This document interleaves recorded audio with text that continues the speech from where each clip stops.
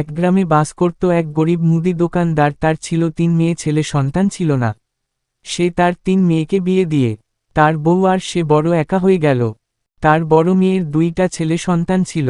বাবা গরিব, দেখাশোনার লোক নাই। সে জন্য তার বড় ছেলেকে তার বাবার বাড়ি রেখে গেছে তাদের দেখাশোনা করার জন্য। ছেলেটা ছিল কঠোর পরিশ্রমী। সে তার নানু নানিকে খুবই ভালোবাসত।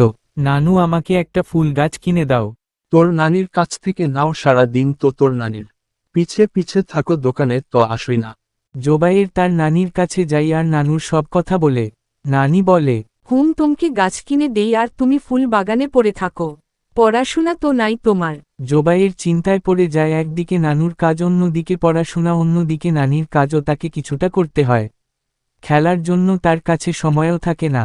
আর এখন ফুল গাছ লাগাতেও বারণ করছে। সে কি করবে এখন? মন খারাপ করে বসে রইল জোবায়ের। মন খারাপ করিস না, এই নে টাকা, যা ফুল গাছ কিনে আনো। জোবায়ের খুব খুশি হল।